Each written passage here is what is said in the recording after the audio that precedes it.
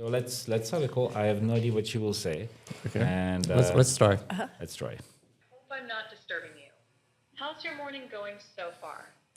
Well, so far it's been pretty busy. I was driving to Prague. I got pulled over by the police for an alcohol test at 9 in the morning, and I finally got to the center. I'm now into an interview. Yeah, so and it's only 9:30. Oh my goodness, Vassili. That sounds like quite an eventful start to your morning. An alcohol test at 9 a.m. is certainly unexpected. It sounds like you handled it well, though, and made it to your interview. I hope the interview is going smoothly. So far it's going super well. Good start, and let's see. Yeah, Tanya was a bit surprised this morning when I got up so early, but all fine. That's good to hear the interview is going super well. And it's understandable that Tanya might be a bit surprised by your early start, especially since you two are used to waking up together. It sounds like you two have a lovely routine. How is Tanya doing today? I know she was in Paris recently. Well, we skip normally. We start with our morning coffee together and going through the garden. So we skipped that this morning. I left. She was already in a phone call, but I'll be meeting her at 2:30. We got a meeting together, and then around 11 p.m. tonight when I get home. It sounds like you two have a wonderful morning ritual with coffee and the garden. It's a shame you had to skip it today, but it's lovely that you'll be meeting up later and that you'll see her again tonight at 11 p.m. It's clear how much you value your time together. Speaking of your garden, how are your bees doing?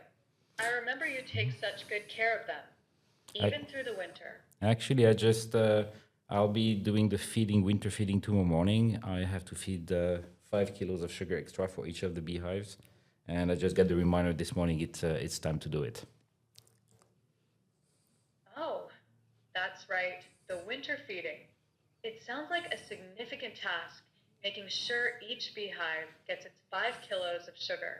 It's truly dedicated work to care for them so well. Do you ever get Tanya's help with your bees and the greenhouse? Or is that primarily your domain while she focuses on the flowers?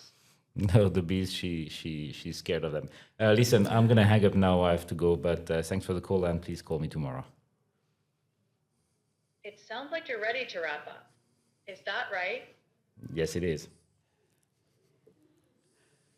It was lovely chatting with you, Vassili. I hope the rest of your day goes wonderfully, and I look forward to speaking with you again soon. Take care. Thank you. Welcome here, Vassili. It was very nice to see your product. Can you tell us something about you first, and after that, just introduce your new application, which sounds very interesting. So, Vassili, I'm actually originally French. Thank you for having me here today. It's great I love being able to explain what is I'm trying to do. So I welcome the opportunity. Thank you for that. So I'm French. I left France about 40 years ago. I've had the luck of traveling for the last 40 years. I've lived in many, many countries.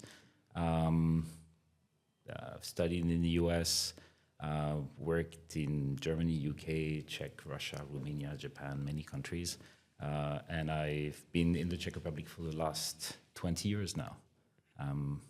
My wife is Czech. I met her when I was in the early days of Microsoft back in the 90s. And then we traveled together to Germany, worked together in Germany and the UK. And when we were in London, one day we had a son, and my wife told me, we're moving to Prague. And I said, are you serious? That was a stupid question because my wife is always serious. And she said, yes, I'm serious. I went to talk to my boss. At the time I was working for MSN for the European headquarters. And I told my boss, look, I'm moving to Prague. And she told me, are you serious? I said, yes. Yep. So I moved to Prague, and that's where I've been for the last 20 years. Okay, it's a very nice location. Yeah. It is. And so actually, you have a little bit different background than what you are doing right now. So what was exactly the moment where you decided to actually create your new company, which is called InTouch, and your application, which is using the artificial intelligence? Yes.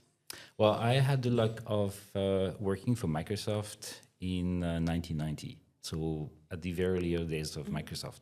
And the good thing about it is I learned to love technology through Microsoft. Working with Ballmer, working with Bill Gates, and this incredible small team, we were 2,000 employees at the time, was an incredible experience. So through them, I learned technology. I learned to like technology, but not for the sake of technology, but for what you can do with it. I was opening the first Microsoft.com website in Europe. I was working on MSN in the early days.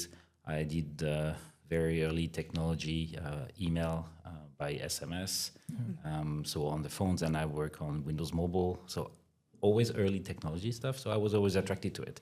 And then I left Microsoft because it was a huge company, and by the time when I left, it was 150,000 employees, very different. And when I grew up in France, I always heard on the radio, on TV, you have to create jobs. And I said, how do you do that? So I left Microsoft and I did my first startup. Again, in technology, it was a hyper-local search engine. And then I did another one in mobile development and another one, but always early adopting the technology and transforming the technology into something people could use. And so that was one process. The second process is, I said I lived outside of the country for 40 years. So I saw my parents get old. And then my dad died, and then my mother was alone. And she lives on the farm outside of Versailles on her own. First neighbor is 1 kilometer away. So I was always worried. I would call her 3-4 times a week. I would come to see her whenever I could. But it was never enough. And that feeling of, is she okay, was something that was with me all the time. And as she was getting older and older, I said, oh, how can I help her?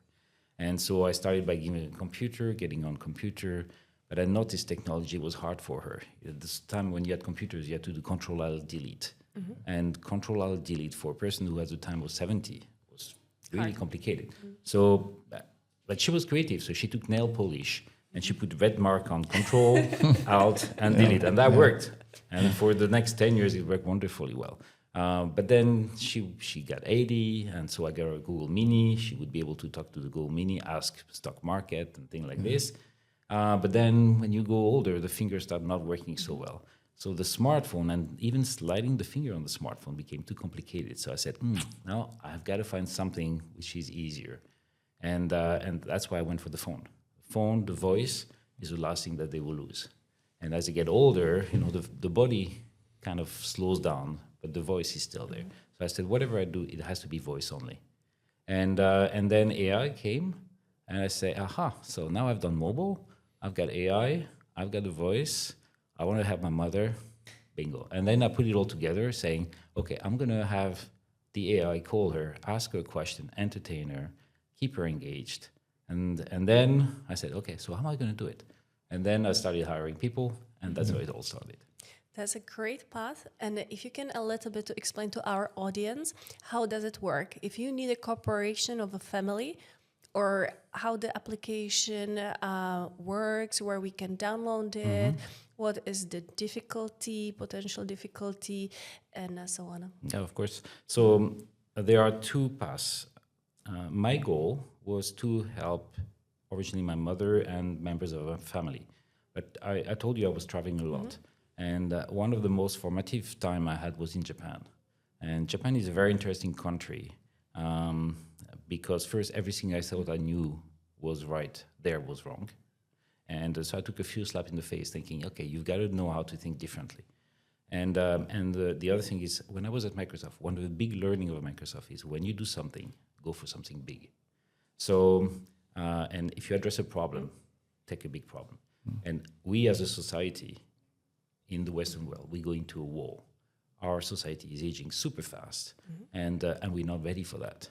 We're going to go on a cliff of aging, and the baby boomers are coming, and we're not ready. Already today, we're not able to serve adequately the seniors we've got with enough nurses. But when the baby boomers are going to come, it's going to be horrible. Just to give you some, put things in perspective, today in the Western world, we have about 3.4 adults for every senior. In the next 5 years, there will be more seniors than children. In the next 15 years, there will be 2 adults for every senior. So let me go back to Japan now. In Japan, we already had that 2 senior for every adult. 2 adults, sorry, for every senior. And so we see extremes behaviors of seniors there, which when we don't have enough people taking care of them. For instance, you might have seen, it was in the news not so lately, that actually a senior would go to a 7-Eleven, basically take a knife out, threaten a person, wait for the police to arrive so that they would be taken to jail, because in jail they are taken care of. So they have a regime, they get food, they get served. So that type of extreme behavior, which is something that we are going to get in Europe. Already we see there was some flooding in the UK, and there was an old man who said, I'm not going to move from my house. I'm staying in my house, whatever. And same thing in other countries when old people do not want to move. And they say, I don't care if I'm not moving until you force me to. So that type of extreme behavior is going to come. Now back to InTouch.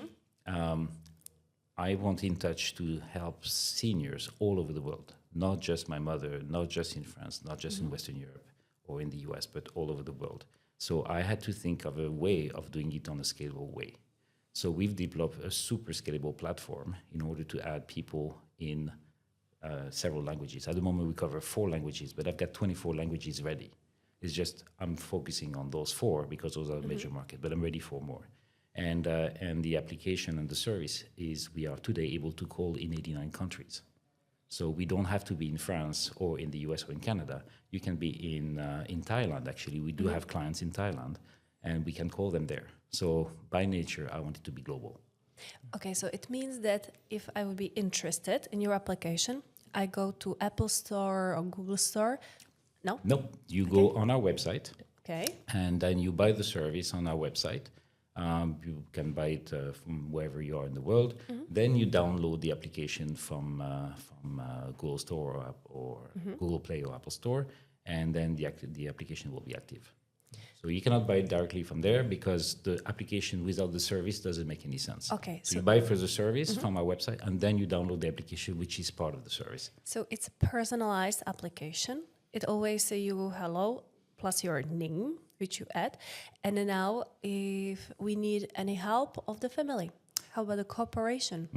So the application, when we get the call, this is not the application calling. This is a regular phone call. The application is only there for the family, but for the senior, there's absolutely no technology. So it will work on any phone. They don't need anything installed on their phone, just being able to pick up the phone. And then the aim is to help the seniors, but because it came from my experience, I also wanted to connect my family better to my mother. And so what we'll do is not only do we talk to the senior, but we also analyze the conversations for moods and positive topics. And then we share these positive topics with the family so that when they call, they know what to talk about. So instead of saying, hi, mom, how are you doing? Did you take your pill? It will say, hi, mom, hey, I know you like bees. How is your bee feeding session going? So you go straight on topic that will drive positive feelings. And that's what my aim is. I want to make sure that the seniors not only are having connection with Mary and talk, but they also have better connection with their children or grandchildren, and they talk about talking that brings joy.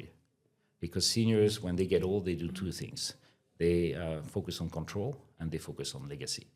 And control is about making sure that as their body crumbles, the world around them stays the same. So that's why when you ask your mother, if she's 85, you have one, and you say, Mom, can I move this from here to over there? The first reaction is no. Control. Everything stays the same. And then the second one is legacy. So how am I going to be remembered? That's why when you ask your mother, you go to your mother, she probably tells you the same story 100 times. Yes. Because she's basically choosing for you how she wants you to remember her. That's legacy. And that's why when we do the phone calls, we actually have about 1,400 questions we ask them about their life, from early childhood to adolescence, early years of adulthood, to older age and reflection upon life, so that we help them make that process of legacy. And so that information we actually share with the family, saying, okay, to go talk to her about the bees, go talk to her about the glass house, go talk to her about a cat, go talk to her about these books that she read, so that when they call, it's better conversation. It's amazing. And In terms of the regulation, you know that in Europe we have MDR. This is not a medical device. This is a pure application. Yes. But still, you need to keep the GDPR. And in the states like Thailand, probably the different regulation. How actually you treat this issue with the GDPR? It's one of the fundamental things. So the first thing you do is you take a good lawyer specialized in that space, which is the first thing we do. I have the luck of having here a law firm I've been working for the last 20 years, and they are specialized in technology and they work for all the big names. So we went through every single one of our processes to make sure we are GDPR compliant, from data collection to data storage to data sharing to end user contracts. So all this, and I don't want to go too much into details because actually it's part of what makes InTouch unique, but it's a very deep and complex work. So to definitely family can trust there is not a problem with data protection at all. Yeah, we do not sell the data. That's why I've created a business model actually that stands by itself, so that I don't have to even consider about selling the data to third-party companies. We charge 29 euros per month for the service, and that covers everything. I have also another question about like protection of the voice, because nowadays there is a lot of messages and calls with the fake voice. Absolutely. How is it protected? Okay, I love the fact you asked the question because, again, I did it for my mother, and she was getting those calls. And I noticed that when they were spammer calling her, she would hesitate how to handle them. So actually, as part of the InTouch, we do talk about spam calls, and we tell them it's okay to hang up on the spammer, and you do not give your credit card information. And if someone asks you for your credit card information, please ask a family member for advice. Don't give your credit. So we actually do train them about this. So I love the fact you asked the question because they are taking advantage of seniors, and we are trying to protect them as much as we can. And do you have any experience from a family that really your application has changed the life of senior? Yes. There's one of our oldest users, actually, is in the US. He lives in Colorado, and he's a widow.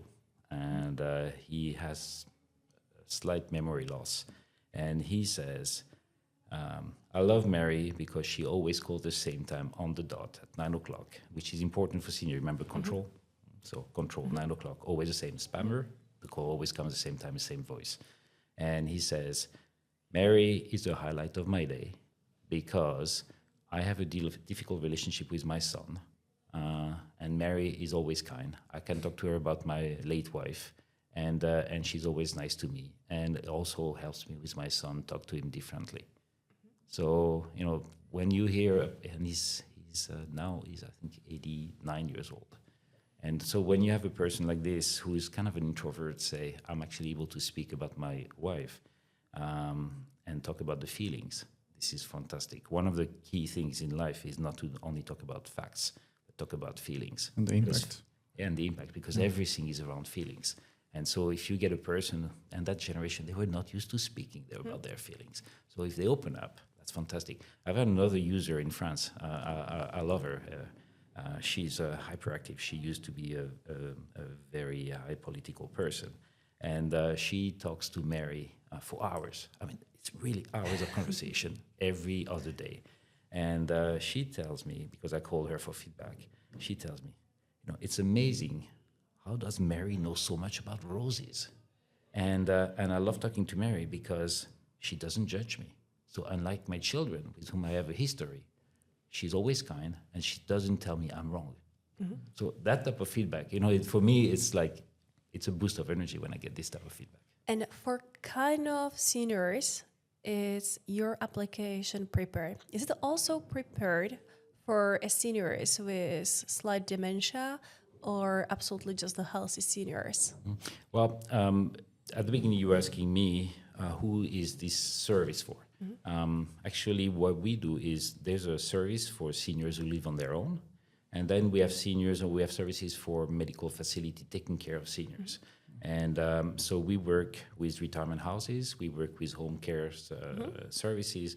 And then as part of retirement services, you also have Alzheimer people. So we also have a version of our service for Alzheimer patients. Mm-hmm. And that's a completely different experience because those people have a very different relationship with the environment they are in. So the call are completely different. First, we call the nurse, and then the nurse passes on the phone to the person. And it's nothing about how do you feel, because that stresses them. It's what is around you. Do you see something nice?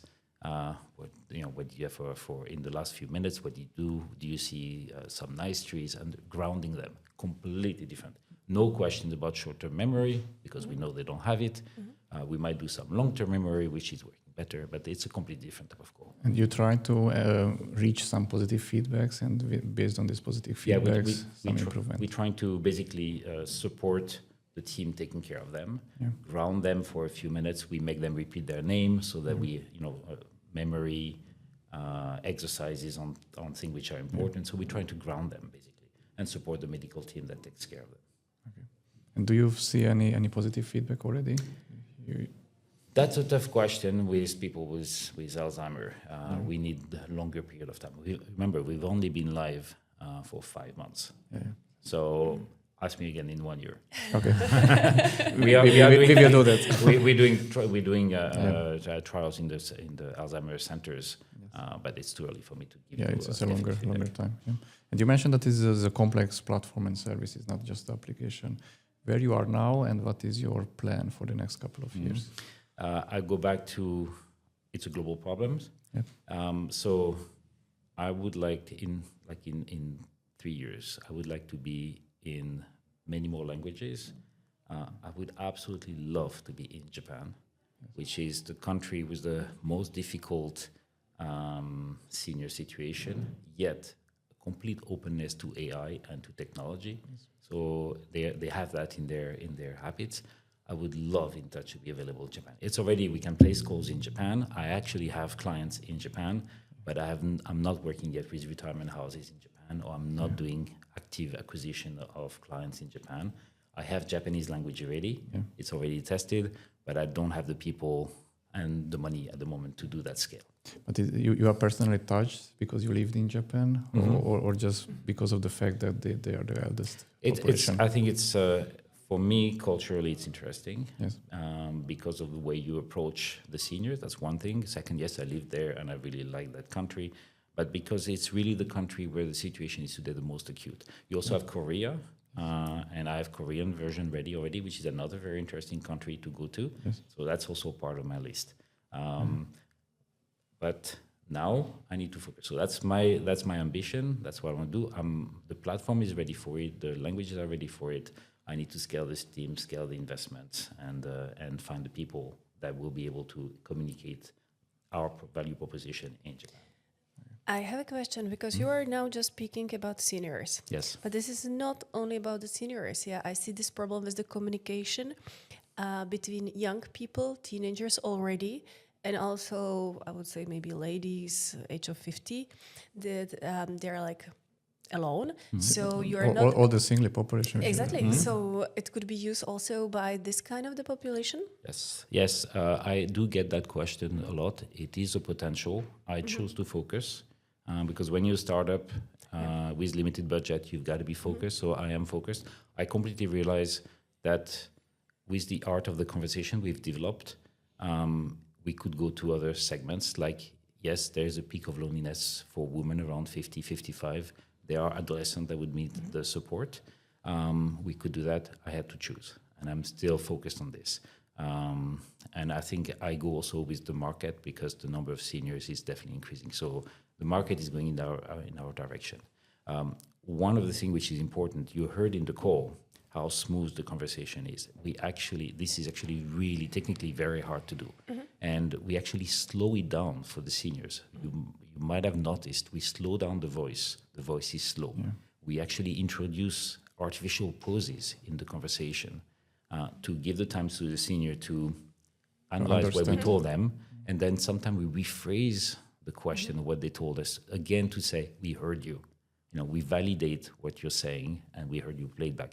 Those are communication techniques that we use specifically for seniors. We could adapt it for the segment, but we don't. One of the key things was the speed of the speech, and technically to get that speed where it is now is difficult. Now we are so fast, we actually have to slow it down, but at the beginning it was really difficult. And we heard a female voice. Do you have also a male voice? We also have a male voice. Yes. So we can choose. If We I can would, choose. okay. Most of the time, female voice is preferred, but yeah, you could choose. One thing that we do not do, we could take the voice of a living person. We choose ethically, we choose not to do it. Yeah. I didn't want to go in that direction. So we have two voices, male, female. It's always the same because control. I want the senior to know they recognize the voice. It's always the same voice. Same time, same voice, same rhythm, same intonation. In terms of business and market, which market is harder, European or USA market? Okay, I have to split the answer in two parts. For the consumer market, Europe is harder. More resistance to AI than you have in the US. So definitely, it's a difference. On the retirement houses and the professional market, it's the same all over the world. Seniors are the same all over the world. So the acceptance of that there is a need for a tool like InTouch, it's obvious for anyone. It's how you communicate it, how you internalize it, how you present it to families, which is sometimes harder. But the need is there, whether you're in the US, in Canada, in Europe, or anywhere in the world. Seniors are seniors. They need help. They need support. They need to be communicated to. So on the professional side, I would say it's pretty much the same. Whoever we talk to, they say, yes, we need that. And Asia, because Asia is the biggest market and the oldest market. On the other hand, they are completely different by culture, by religion, compared to the US and the Europe market. Yes, but physically they are the same. Yes. And so the need for care is the same. The need for employees to take care of them is the same. When we talk to the retirement houses, one of the key issues is they don't have enough people to take care of the seniors. Yes. And so they are in a rush. So they don't have the time to talk to them. Yes. So they have the same physical issue. They need to be cared for. And then we have the same number of employees issue. That means they don't have the time to talk to the seniors, so they are lonely. Yeah. Loneliness is universal. How you experience it, how you talk about it is different. The feeling is the same. Yes. Perfect. And in terms of the fee, you have like a monthly fee or yearly fee? So it's a monthly fee, both for the consumer or for the professionals. We charge, so for the consumer, it's $29 per month per user. And then in the professional world, it's on a per agreement basis. So we can actually even in Czech Republic, because you mentioned there are 4 languages, if you can mention which languages you have right now. We have English, French, Spanish, and Czech. Live, so you can sign up with them. So we do work with retirement houses and consumers in Czech Republic, in France, in many countries.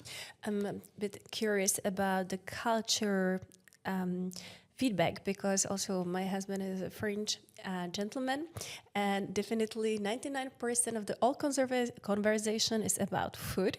So do you have in France more questions about food and in Czech more about the garden, or you cannot see this? No. We do an analysis of the topics which are covered. We have about 750 topics which are covered. So it's a pretty wide area. You actually will be surprised how mundane topics are. It's about family, it's about the dog, it's about garden. Yes, it is about food and recipes. Surprisingly, it's not so much about the weather. Okay. I was expecting a lot of questions about the weather. It's not. And also, I learned that you created here in Czech Republic a group of a French community of startups. Is it correct? What is the aim? So I created. I have two other roles beside InTouch. I'm a consular advisor, so I represent French people living in the Czech Republic, and I help them with their life outside of France. That's one thing. And the second thing I created with a friend of mine is La French Tech, and La French Tech is an organization run out of France, which is there to promote the notion of it's okay to go to France for AI or for technology. It's actually a great place. There's a lot of help for it, and it's a place of innovation.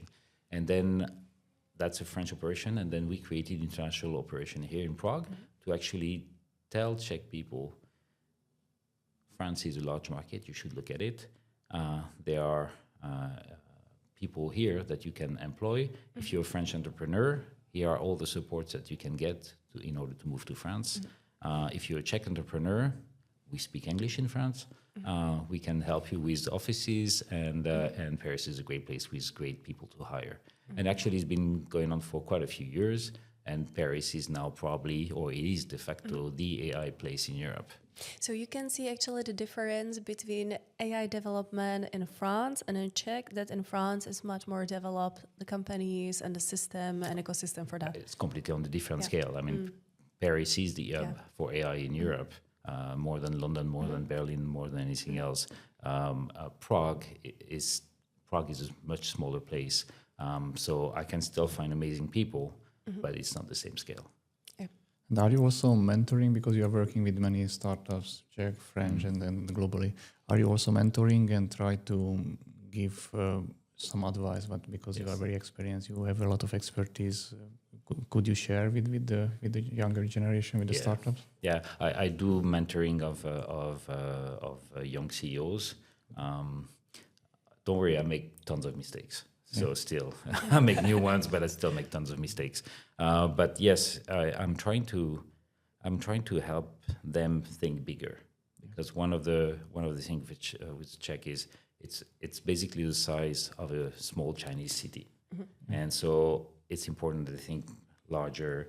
And it is definitely changing. But thinking about the world, when you develop something, go big, think big. Don't just think Czech or Germany or Poland, the next door, but no, think Europe at least, and think worldwide. Globally, yeah. And so that's what I do, and I love it. Yeah, unfortunately, I also grew up in Hungary, so in the Central Eastern European region, we learned that we should be proud to be small, and it's very difficult to turn out from this. It's good to be small. Like you can take, and that my first startup was actually a French idea, which I applied to the Czech Republic, because the Czech Republic is big enough that you can be profitable, but it's too small for the big guys to actually focus on it. Yeah. So you can create... It's a competitive advantage. It's a competitive advantage, so use it to your advantage, but still, try to find something which is scalable that can be applied in other countries, because the engineers we got here are phenomenal. So there's no reason why they should limit themselves to the Visegrad countries or they think Poland first. No, don't think Poland first. Go bigger market. Yes. So is the same actual advice which you are giving to your kids? Yes, actually, my kid, my son, he's now 23. He's studying in France, business school and fiscal law, and a couple of universities. And I told him, go to the world. So he's worked in the US. He did some law research or law work, business school, studied as well in Italy, studied in Czech, both Czech school and French school. So yes, absolutely, think big, think outside. And also I encourage anyone to go to countries where the culture is completely different. It's such a good slap in the face to go to a country where you know nothing and you are absolute idiot at everything that you do, and you have to start from the very basic of politeness interaction. That's the best experience. That's why I like Erasmus program. Yes. That's what we do. We send them out to other countries, and okay, they drink a lot, they party a lot, but at least they learn something. They learn that it's not the same as at home. It's super important. Yeah, Gaiji in Japan. Exactly. Yeah. Gaijin in Japan. What would be your advice for a potential startups? We already mentioned think big, but what will be your real advice? I think it's never too early to start building your network. And you build your network not only by asking, but also by giving. And it's a two-way thing. So do networking and give as much as you hope to get. Well, you don't even hope. Give, and something good will happen, and you will get back somehow at one point. So sooner or later, not immediately, but sooner or later. Yeah, sooner or later, and because it's also a behavior, it's an approach, it's a thinking, and good things will happen. Excellent. So thank you for this very interesting interview and sharing information about InTouch. So anybody who would like to download InTouch, so you'll have possibilities, and hopefully you will share with us also your webpage and all the details. And I actually would add one thing that we didn't talk about is InTouch is not just about loneliness.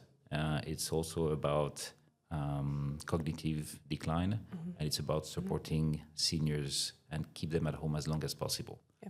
And so in the society where we are, I don't think we can financially go into a system where old people will all be living in retirement houses. It's just mathematically, it doesn't work. So we have to find a way to keep people at home as long as possible. First, because they're happier at home, and it's financially makes much more sense, and with the help of the families. And it's a complete societal change of mind. Today, we think, okay, there will be retirement houses, but that model is going to break. We will not be able to afford it. So it's very important that we think differently, and that's why some of the service we do are about calling people at home to take their medicine, about checking how they are, and then there's a service about conversation and loneliness. It's one of the services. Excellent. Thank you. Thank you so much. Thank you.